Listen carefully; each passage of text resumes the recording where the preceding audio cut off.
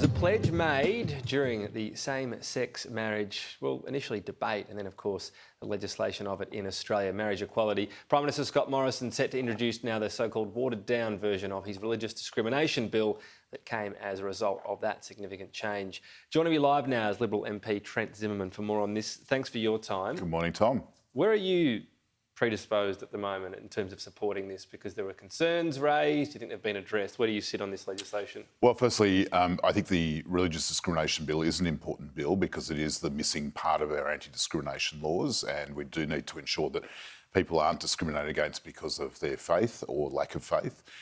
Secondly, the bill that we've introduced into the House does have a number of significant improvements that I and others have been pushing for, and they are some really big improvements. So, for example, the removal of what was called the Folau clause, and also the removal of the provisions in relation to the health profession.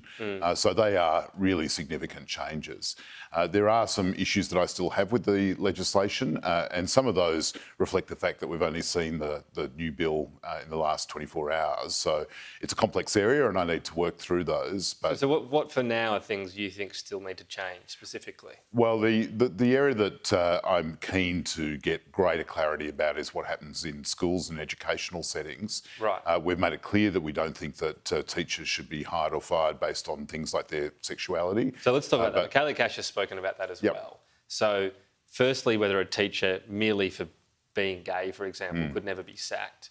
What about the hiring process? You think the same thing should apply? So how does that even work? I mean, would someone would be able to be asked if they're gay, would they, if they're in an interview? Well, you would hope that wouldn't be a question that someone's asked, but what we have said in the new legislation is that schools, as they do, can give preference to people of their own faith. So if you're a Jewish Orthodox school, it's pretty natural that you'd want Jewish Orthodox teachers. Similarly, Islamic school or a Catholic school, the same principle applies. And the new legislation requires that in relation to what their expectations are of staff, that they will have to have a publicly available policy. What I'm keen to ensure is that policy isn't constructed in a way that would allow backdoor mechanisms of discriminating against people, for example, because of their sexuality. So say, yes, we're going to have gay teachers, but if you have a rule that says we're not going to have gay teachers in the same-sex relationship, then that starts to become a problem. As in they've got to be able to be in a relationship. You can't ban them from being in a relationship. Correct, or married. From the lifestyle, whatever you want to call it, I suppose. Actually being gay involves a relationship. Correct, yeah. So what about a student situation then? So the same would apply. They couldn't be expelled. That's what Kelly Cash has said today. What about a student who's in school, say he's in year 10, comes out and their RE teacher in this religious school wants to have their view and tell them that that is an abomination against God? Would they be allowed to? That's a good question. I don't know the answer to that, but I think what is important is that we have the outstanding business of fixing up the Sexual Discrimination Act, which currently gives schools exemptions in relation to students, and I think that needs to be fixed as a matter of priority. Right, but that's unclear whether a teacher would be able to do that?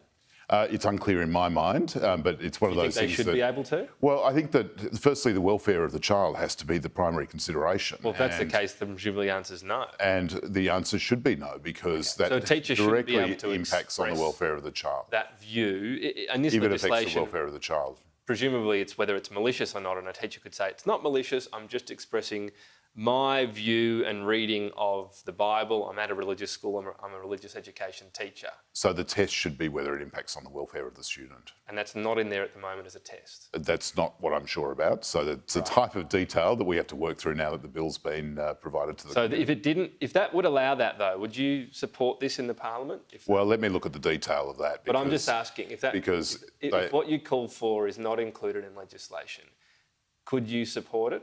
Well, I think that the legislation needs to make clear that the welfare of children in those circumstances is paramount. But it is the type of detail that we need to consider as we look at the bill now that it's been made available. It literally has been made available in less than 24 hours. And that's one of the reasons why I think it would be helpful if there was a parliamentary committee process to allow the exact type of example that you've been raising to be ventilated, to considered, and for the government to be able to respond. Okay, so that means you're going to go through this, but your view right now is you might not support it if if some of your concerns are not addressed? There's two different questions. So support the bill is a different matter from supporting changes to the bill, and it's issues supporting like the bill in this, its final form is what I'm talking about. So it's issues like this that I think that we can work through with the Attorney General. But you do reserve your right to say, well, if things like this are not addressed, then perhaps you won't support it ultimately. Well, I've made it clear in all the comments I've made that I reserve my right to, based on my analysis of the bill and the issues of concern that I still have. It's an interesting situation that the so-called Folau case, so spoken about, isn't being addressed. So in the future, if someone speaks out, they're entitled in Australian society to express a view, but their organisation or company is entitled to say that goes against our views. It's interesting, those competing rights, isn't it? It is, and that's one of the challenges, I think, with this bill, because human rights does not exist in silos. It exists in overlapping circles because rights can conflict. And one of the issues that I think that we do need to consider as we move forward about is whether we give primacy to any particular human right and the expression of beliefs. And that has been one of the issues that I've been raising within the government, because I think that as a matter of principle, it would be unfortunate if we ended up in a situation where we're effectively saying that views expressed founded in a religious faith have greater primacy than views expressed simply because they're something that we believe as individuals.